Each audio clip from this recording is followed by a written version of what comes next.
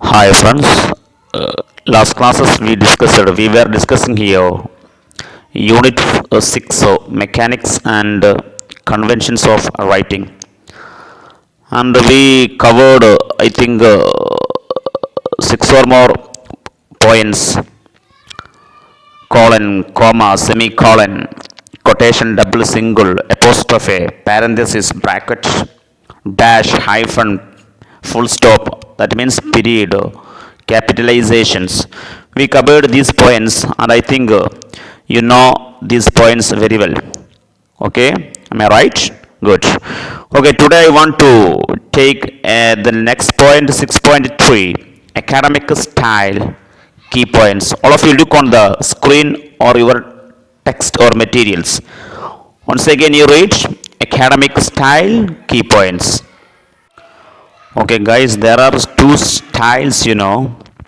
One is formal style, another one informal style. ഈ formal സ്റ്റൈലിൻ്റെ മറ്റൊരു പേരാണെന്ത്, academic style എന്ന് പറയുന്നത്. അപ്പം നമ്മൾ ഇതുവരെ പഠിച്ചതും ഒക്കെ എന്തിനെക്കുറിച്ച് തന്നെയാണ്, അക്കാഡമിക് സ്റ്റൈലിനെ കുറിച്ച് തന്നെയാണ്.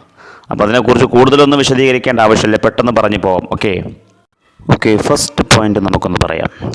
The term refers to the style adopted in writing essays, project papers, journal articles, and dissertations and theses. Academic style എന്നതുകൊണ്ട് ഉദ്ദേശിക്കുന്നത് essay, project, journal article, dissertation, theses ഒക്കെ നമ്മൾ കൃത്യമായി ചർച്ച ചെയ്തതാണ് കേട്ടോ. മറ്റും ഉപയോഗിക്കുന്ന വിവിധ തരം രീതികളെയാണ് അക്കാഡമിക് സ്റ്റൈൽ എന്നതുകൊണ്ട് ഉദ്ദേശിക്കുന്നത്. ഓക്കെ, അക്കാഡമിക് റൈറ്റിംഗ് ഒന്നും കൂടിയും ഫോമലായിരിക്കും. മാത്രമല്ല അത് ഇൻഫോർമൽ റൈറ്റിംഗ് ആയ ന്യൂസ് പേപ്പർ, ആർട്ടിക്കിൾസ്, മാഗസിൻ, എസ്സേകൾ ഇതിൽ നിന്നൊക്കെ വളരെ ഡിഫറൻ്റ് ആയിരിക്കും. അപ്പോൾ എന്ത് മനസ്സിലായി? Newspaper writing, articles, magazine, എസ്സേകളൊക്കെ എന്താണ്? ഇൻഫോർമൽ റൈറ്റിംഗ് ആണെന്ന് മനസ്സിലായി. അപ്പം ഫോർമൽ റൈറ്റിങ്ങിൻ്റെയും ഇൻഫോർമൽ റൈറ്റിങ്ങിൻ്റെയും ഒക്കെ ഒരു പട്ടിക നമ്മൾ അന്ന് ക്ലാസ്സിൽ പറഞ്ഞിരുന്നു, നേരെ ബോർഡിലൊക്കെ എഴുതിയിരുന്നു. നിങ്ങൾക്ക് ഓർമ്മയുണ്ടോയെന്നറിയില്ല. Okay guys, in academic essay we should follow some stylistic rules and regulations. Stylistic ആയ വ്യത്യസ്ത തരത്തിലുള്ള റൂൾസുകളും റെഗുലേഷനുകളുമാണ് നമ്മൾ അക്കാഡമിക് റൈറ്റിങ്ങിൽ ഫോളോ ചെയ്യേണ്ടത്. മാത്രമല്ല മറ്റൊരു പോയിൻ്റ്, അക്കാഡമിക് റൈറ്റിങ്ങിൽ സ്റ്റൈലിസ്റ്റിക് കൺസിസ്റ്റൻസി, നിങ്ങൾ ഒരു വ്യത്യസ്ത രീതി നിങ്ങൾ നന്നായി ഫോളോ ചെയ്യുകയാണെങ്കിൽ stylistic consistency decides the quality of an academic work. നിങ്ങളുടെ അക്കാഡമിക് വർക്കിൻ്റെ ക്വാളിറ്റിയെ, ഗുണനിലവാരത്തെ തീരുമാനിക്കുന്നത് നിങ്ങളുടെ സ്റ്റൈലിസ്റ്റിക് കൺസിസ്റ്റൻസിയാണ്. നിങ്ങൾക്ക് നല്ലൊരു ശൈലി ഉണ്ടാവുകയും അതിനെ നിങ്ങൾ നിലനിർത്തുകയും ചെയ്തു കഴിഞ്ഞാൽ നിങ്ങളുടെ അക്കാഡമിക് വർക്കിൻ്റെ ക്വാളിറ്റിയെ അതെന്ത് ചെയ്യും? ഡിസൈഡ് ചെയ്യും, തീരുമാനിക്കും. Okay guys, now we are going to study documentation. So documentation എന്ന് പറഞ്ഞാൽ ഒന്നുമില്ല, നമ്മൾ കഴിഞ്ഞ ക്ലാസ്സുകളിൽ രണ്ട് സ്റ്റൈലുകളെ കുറിച്ച് പറഞ്ഞിരുന്നു, MLA സ്റ്റൈൽ, APA സ്റ്റൈൽ എന്നൊക്കെ അല്ലേ. ഓക്കെ, അപ്പോൾ അത്തരം ഒരു രീതികളെയാണ് ഡോക്യുമെൻറ്റേഷൻ എന്ന് പറയുന്നത്. അതിനെക്കുറിച്ച് നമുക്കൊന്ന് പഠിക്കാം. All of you read. Documentation styles depend on the discipline. Once again, documentation styles depend on the discipline. That means ഡോക്യുമെൻറ്റേഷൻ്റെ രീതികൾ ഡിസിപ്ലിൻ അനുസരിച്ച് എന്ന് പറഞ്ഞാൽ ആ വിഷയമനുസരിച്ച് വ്യത്യാസപ്പെട്ടിരിക്കും. ഓരോരോ വിഷയങ്ങൾക്കനുസരിച്ചായിരിക്കും ഓരോരോ ഡോക്യുമെൻറ്റേഷൻ രീതികൾ ഉണ്ടാവുക എന്നർത്ഥം. ഓക്കെ, നിങ്ങൾക്കറിയാം പ്രധാനമായും ഡോക്യുമെൻറ്റേഷൻ സ്റ്റൈലുകൾ നമ്മൾ പഠിച്ച രണ്ടെണ്ണമാണ് അല്ലേ. ഒന്ന് MLA സ്റ്റൈലും മറ്റൊന്ന് APA സ്റ്റൈലും.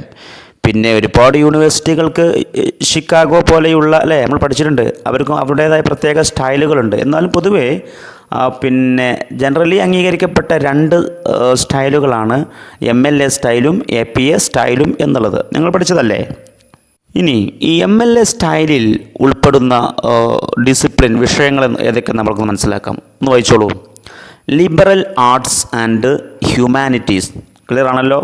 Liberal arts and humanities takes the MLA style. ഈ MLA സ്റ്റൈലിൽ ലിബറൽ ആർട്ടുകളും ഹ്യൂമാനിറ്റീസുമാണ് ഉപയോഗിക്കുന്നത്.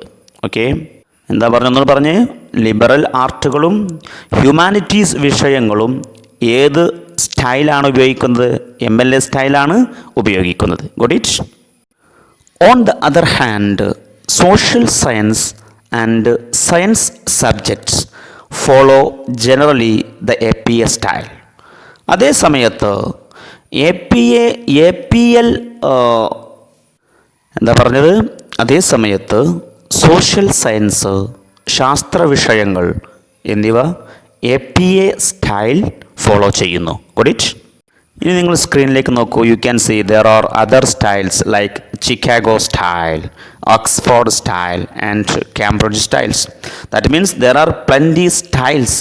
ഒരുപാട് ഫോളോ ചെയ്യേണ്ട സ്റ്റൈലുകളുണ്ട് അക്കാഡമിക് റൈറ്റിങ്ങിൽ, ഡോക്യുമെൻറ്റേഷനിൽ. എന്നാൽ നമ്മൾ പ്രധാനമായിട്ടും ഗ്ലോബലി അംഗീകരിക്കപ്പെട്ട 2 ശൈലികളെക്കുറിച്ചാണ് പറഞ്ഞത്. ഒന്ന് MLA സ്റ്റൈൽ, അത് ഏത് വിഷയമെന്ന് പറഞ്ഞു. സെക്കൻഡ് APA സ്റ്റൈൽ, അത് ഏത് വിഷയമെന്ന് നമ്മൾ പറഞ്ഞു. Got it? Good. Guys, all of you look on the screen. You can see, read together. 2 kinds of documentation are used in academic purpose. പറ, എന്താർത്ഥം പറ? അക്കാഡമിക് പേപ്പറുകളിൽ സാധാരണഗതിയിൽ 2 തരം രീതികളാണ് ഉപയോഗിക്കുന്നത്. What are they? ഏതൊക്കെയാണ് 2 തരം രീതികൾ? First one, parenthetical documentation. Second, works cited. എന്ന് പറഞ്ഞ്, പാരന്തറ്റിക്കൽ ഡോക്യുമെൻറ്റേഷനും വർക്ക്സ് സൈറ്റഡ് എന്ന് പറയുന്ന ഈ 2 രീതികളാണ് സാധാരണഗതിയിൽ അക്കാഡമിക് പേപ്പറിൽ ഡോക്യുമെൻറ്റേഷനുകളിൽ ഉപയോഗിക്കുന്നത്. അപ്പോൾ അക്കാഡമിക് പേപ്പറുകളിൽ ഉപയോഗിക്കപ്പെടുന്ന 2 തരം ഡോക്യുമെൻറ്റേഷൻ ഏതൊക്കെയെന്ന് പറയൂ. ഒന്ന് പാരന്തറ്റിക്കൽ ഡോക്യുമെൻറ്റേഷനും മറ്റൊന്ന് വർക്ക് സൈറ്റഡ് ഡോക്യുമെൻറ്റേഷനും. ഓക്കെ ഫ്രണ്ട്സ്, ഇനി ഈ 2 തരം ഡോക്യുമെൻറ്റേഷനും അതിന് മറ്റു ചില ഓമന പേരുകൾ കൂടിയുണ്ട്. ആദ്യം പറഞ്ഞ ഡോക്യുമെൻറ്റേഷൻ ഏതാണ്? പാരന്തറ്റിക്കൽ ഡോക്യുമെൻറ്റേഷൻ. അതിന് വിളിക്കുന്ന പേരാണ് ഇൻ ടെക്സ്റ്റ് ഡോക്യുമെൻറ്റേഷൻ എന്ന് പറയാം. എന്താ പറയുന്നത് പറഞ്ഞ്? പാരന്തറ്റിക്കൽ ഡോക്യുമെൻറ്റേഷന് വിളിക്കുന്ന മറ്റൊരു പേര് പറയൂ. Come on. It is also called in text documentation. Got it? ഇനി സെക്കൻഡ് പറഞ്ഞൊരു ഡോക്യുമെൻറ്റേഷൻ ഉണ്ട്. എന്താണ് അതിൻ്റെ പേര്? Work cited documentation. Work cited documentation. അതിന് മറ്റ് 2 പേര് കൂടിയുണ്ട്. There are 2 another names. What are they? പറ. ഒന്ന് റഫറൻസസ് എന്ന് പറയും. വർക്ക്സ് സൈറ്റഡ് ഡോക്യുമെൻറ്റേഷൻ മറ്റൊരു പേര് റഫറൻസസ്, മറ്റൊരു പേര് ബിബ്ലിയോഗ്രഫി. ഓക്കെ, ഇങ്ങനെ ഈ 2 പേരുകളിലും ഇത് അറിയപ്പെടും. Got it? ഓക്കെ ഫ്രണ്ട്സ്, ഇനി let us enter to the next point, 6.4 MLA style. MLA style. ഇനി നമുക്ക് 2 സ്റ്റൈലുകളെ കുറിച്ച് പഠിക്കാം. First MLA style. എന്താണ് MLA സ്റ്റൈൽ? എല്ലാവരും ഒന്ന് read on please. MLA means, നേരത്തെ ഒരു MLA പറഞ്ഞിരുന്നു അല്ലേ? Member of legislative assembly. അതല്ല ഇട്ടത്, ഇത് MLA സ്റ്റൈൽ വേറെയാണ്. വായിച്ചോളൂ. MLA style means modern language association. Okay, അതാണ് MLA. It is an organisation in the USA. ഇത് അമേരിക്കയിലുള്ള ഒരു സംഘടനയാണ് MLA. MLA gives guidelines on all aspects of an academic paper. Academic പേപ്പറിനെ കുറിച്ചുള്ള വിവിധ വിവരങ്ങൾ ആര് തരുന്നു? MLA തരുന്നു. Got it? ഇനി ഒരുപാട് കാര്യങ്ങളെക്കുറിച്ച് MLA നമുക്ക് എന്ത് നൽകുന്നുണ്ട്? ഗൈഡ് ലൈൻ നൽകുന്നുണ്ടെന്ന് പറഞ്ഞു. അത് ഏതൊക്കെയെന്ന് ഒറ്റ നോട്ടത്തിൽ പരിചയപ്പെടാം. ഒന്ന് വായിച്ചോ എല്ലാവരും. Heading and title. Second, abstract. Third, introduction. Fourth, formatting text. Fifth, margins, space, font. Sixth, putting page numbers. Seventh, tables and illustrations. Ninth, punctuation. 10th, in text or parenthetical situation. 11th, work cited list or bibliography. 12th, footnotes and endnotes. And last, plagiarism. ഇത്തരം വിഷയങ്ങളെക്കുറിച്ചൊക്കെ ആര് guide line നൽകുന്നുണ്ട്? പിന്നെ MLA നമുക്ക് guide line നൽകുന്നുണ്ട് എന്നർത്ഥം. അതങ്ങനെ മനസ്സിലാക്കി വെക്കുക. ഓക്കെ, അപ്പോൾ ഇതോടുകൂടി MLA സ്റ്റൈൽ ഇവിടെ എന്ത് ചെയ്യാണ്? അവസാനിക്കുകയാണ്. ഇനി നമുക്ക് 6.4 APA സ്റ്റൈലിനെ കുറിച്ച് പരിചയപ്പെടാം.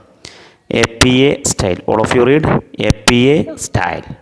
All of you read on. This is the short form for American Psychological Association. One more read. American Psychological Association.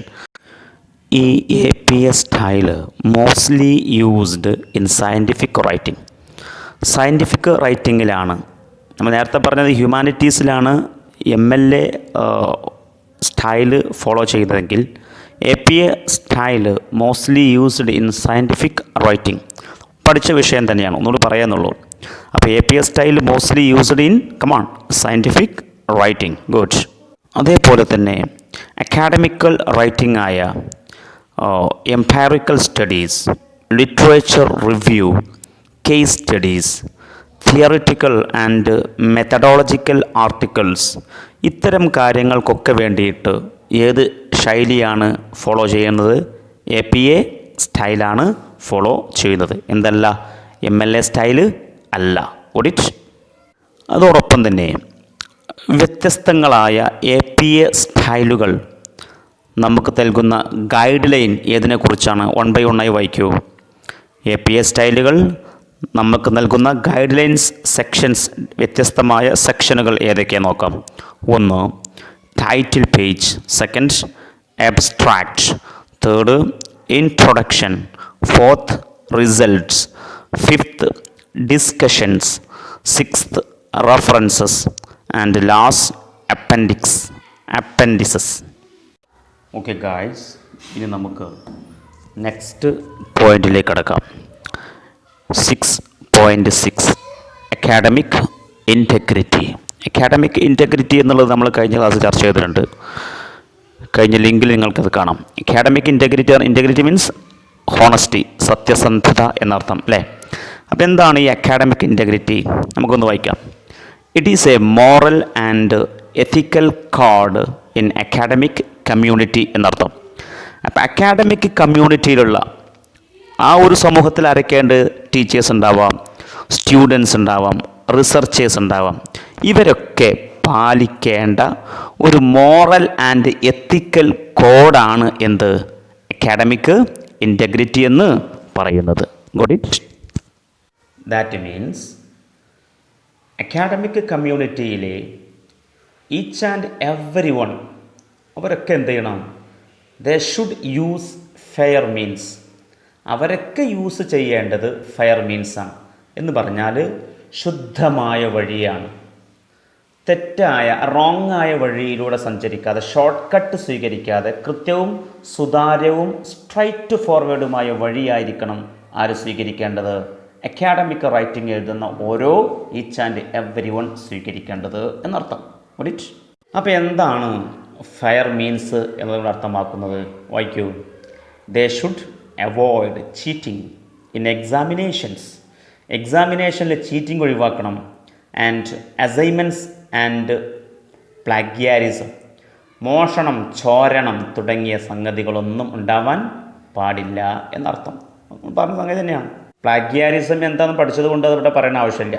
Definition അവിടെ പഠിച്ചിട്ടുണ്ട്. ഓക്കെ. എന്നാൽ ഈ പ്ലാഗ്യാരിസം എന്ന് പറയുന്നത് 2 ടൈപ്സ് ഉണ്ട്. ഒന്ന് ഇൻറ്റൻഷണൽ പ്ലാഗ്യാരിസം, മറ്റൊന്ന് അൺഇൻറ്റൻഷണൽ പ്ലാഗ്യാരിസം. ഒന്നുമില്ല, ഇൻറ്റൻഷണൽ പ്ലാഗ്യാരിസം എന്ന് പറഞ്ഞാൽ നമ്മൾ മനഃപൂർവ്വം അല്ലേ അറിഞ്ഞുകൊണ്ട് നമ്മൾ തെറ്റ് ചെയ്യുക എന്നുള്ളതാണ്. മറ്റൊന്ന് അൺഇൻറ്റൻഷണൽ പ്ലാഗ്യാരിസമാണ് എന്ന് പറഞ്ഞാൽ നമ്മൾ അറിയാതെ, ഒരു പക്ഷേ നമ്മൾ എഴുതുന്നത് അയാളുടെ സൃഷ്ടിയാണ് എന്ന് അറിയാതെയാണ് നമ്മൾ, അതും ഒരു പ്ലാഗ്യാരിസമാണ്, unintentional plagiarism. There are 2 types. One is intentional plagiarism, second one unintentional plagiarism. Got it? Okay friends, നമ്മൾ unit 6 mechanics and conventions of writing എന്ന് പറയുന്ന ഈ ഒരു യൂണിറ്റിലെ അവസാനത്തെ പോയിന്റിലേക്ക് കടന്നിരിക്കുന്നു. Proof reading. All of you read on proof reading. എന്താണ് ഈ പ്രൂഫ് റീഡിംഗ് കൊണ്ട് ഡിഫൈൻ ചെയ്യുന്നത് നമുക്ക് നോക്കാം. All of you read on reading the draft for mistakes is the last step before submitting or publishing your paper. അഥവാ നമ്മൾ എഴുതി കഴിഞ്ഞ ഒരു പേപ്പർ അത് സബ്മിറ്റ് ചെയ്യുന്നതിന് മുമ്പ് ചെയ്യേണ്ട ലാസ്റ്റ് സ്റ്റെപ്പ്, അവസാന പടിയാണ് ഏത്? പ്രൂഫ് റീഡിംഗ് എന്നുള്ളത്. ഓക്കെ, അത് ചെയ്യുന്നത് എന്തിനായിരിക്കും? നമ്മളെ മിസ്റ്റേക്കുകളൊക്കെ നമുക്ക് ഒഴിവാക്കാൻ സാധിക്കും. അതിനാണ് ഈ proof reading. Got it? Okay guys, അപ്പോൾ നമ്മൾ പ്രൂഫ് റീഡിംഗ് നടത്തുമ്പോൾ പ്രധാനമായും നമ്മൾ ശ്രദ്ധിക്കേണ്ട ഫസ്റ്റ് പോയിൻ്റ് സ്പെല്ലിംഗ് ആണ്. സ്പെല്ലിംഗ് മിസ്റ്റേക്കുകൾ സംഭവിച്ചിട്ടുണ്ടോ എന്ന് നമ്മൾ ശ്രദ്ധിക്കണം. That is the first point of proof reading. Second നമ്മൾ ശ്രദ്ധിക്കേണ്ടത് സെൻറ്റൻസുകളാണ്. സെൻറ്റൻസുകളിൽ നമ്മൾ ശ്രദ്ധിക്കേണ്ടത് എന്താണ്? ഫ്രാഗ്മെൻസ് ആയ സെൻറ്റൻസുകൾ വന്നിരിക്കുന്ന ഫ്രാഗ്മെൻസുകൾ പഠിച്ചു. പിന്നെ വെറൈറ്റി, സബ്ജക്റ്റ്, വെർബ് അഗ്രിമെൻറ്റ്, അഥവാ വെർബ് സിംഗുലറാണ്, സബ്ജക്റ്റ് സിംഗുലർ ആണെങ്കിൽ വെർബും സിംഗുലർ ആവണം എന്നുള്ള ആ ഒരു അഗ്രിമെൻറ്റ് അത് ശരിയായിട്ടുണ്ടോ? പാരലിസം ഉണ്ടോ? വേർഡിനെസ്, വേർഡുകൾ ചുരുക്കി പറഞ്ഞിരിക്കുന്നുവോ? ഇത്തരം സംഗതികളൊക്കെ സെൻറ്റൻസുകളിൽ നമ്മൾ എന്ത് ചെയ്യണം? ഗ്രാമാറ്റിക്കൽ എററുകളുണ്ടോ? പങ്ക്ച്വേഷനുകളിൽ പ്രശ്നങ്ങളുണ്ടോ? ഇതൊക്കെ നമ്മൾ എന്ത് ചെയ്യണം? ഈ പ്രൂഫ് റീഡിങ്ങിലെ സെൻറ്റൻസുകൾ നമ്മൾ ശ്രദ്ധിക്കേണ്ട മറ്റൊരു പോയിൻ്റാണ്. അപ്പം നമ്മൾ ശ്രദ്ധിക്കേണ്ടത് റീഡിംഗ് പ്രൂഫിൽ പ്രധാനമായും സ്പെല്ലിംഗ് ആണ്. സ്പെല്ലിംഗ് ശ്രദ്ധിക്കുക. സെക്കൻഡ് സെൻറ്റൻസ് ശ്രദ്ധിക്കുക. സെൻറ്റൻസിൽ ഫ്രാഗ്മെൻറ്റ്സ് പറഞ്ഞു. പിന്നെ സബ്ജക്റ്റ് വെർബ് അഗ്രിമെൻ്റ് ഉണ്ടോ നോക്കണം. പിന്നെ പാരലിസം ഉണ്ടോ നോക്കണം. വേർഡിനെസ്, ദാറ്റ് മീൻസ് വേർഡുകൾ പരമാവധി കുറച്ചിട്ടുണ്ടോ എന്ന് നോക്കണം. അതൊക്കെ നമ്മൾ സെൻറ്റൻസുകൾ ശ്രദ്ധിക്കേണ്ട വിഷയമാണ്. അതോടൊപ്പം തന്നെ സ്റ്റൈലുകൾ, APA സ്റ്റൈല്, MLA സ്റ്റൈൽ അങ്ങോട്ടും ഇങ്ങോട്ടും മാറിയിട്ടുണ്ടോ എന്ന് ശ്രദ്ധിക്കണം. ഡോക്യുമെൻറ്റേഷൻ, പാരന്തസിസ് ഡോക്യുമെൻറ്റേഷനും മറ്റൊന്ന് വർക്ക് സൈറ്റഡ് ഡോക്യുമെൻറ്റേഷനും, ഇത് അങ്ങോട്ടും ഇങ്ങോട്ടും മാറിയിട്ടുണ്ടോ എന്ന് നോക്കണം. പിന്നെ പ്ലാഗിയാരിസം മീൻസ് നിങ്ങൾക്കറിയാം, ഇത് ചോരണം അല്ലേ, അത് നടന്നിരിക്കുന്നുവോ എന്ന് ശ്രദ്ധിക്കണം. പിന്നെ തിസിസ് സ്റ്റേറ്റ്മെൻറ്റുകൾ, തിസിസ് സ്റ്റേറ്റ്മെൻറ്റിന് പകരം ഡിസർട്ടേഷനാണോ എഴുതിയിരിക്കുന്നത്? ഡിസർട്ടേഷന് പകരം തിസിസ് സ്റ്റേറ്റ്മെൻറ്റ്, അങ്ങോട്ടും ഇങ്ങോട്ടും ഒരു ആൾട്ടർനേറ്റീവ് ഉണ്ടായിട്ടുണ്ടോ എന്നൊക്കെ നമ്മൾ ചെക്ക് ചെയ്യുന്ന രീതിക്കാണ് പ്രൂഫ് റീഡിംഗ് എന്ന് പറയുന്നത്. ഇത് നമ്മൾ എഴുതിയ ഒരു തിസിസ് അത് സബ്മിറ്റ് ചെയ്യുന്നതിൻ്റെ മുമ്പുള്ള ലാസ്റ്റ് സ്റ്റെപ്പാണേത്? ഈ പ്രൂഫ് റീഡിംഗ്. ഓക്കെ ഗൈസ്, നിങ്ങൾക്ക് ഇന്നത്തെ ക്ലാസ് മനസ്സിലുണ്ടാകാൻ പ്രതീക്ഷിക്കുകയാണ്. ഇതോടുകൂടി with this we have winding up today's class here. Thank you. Have a nice day.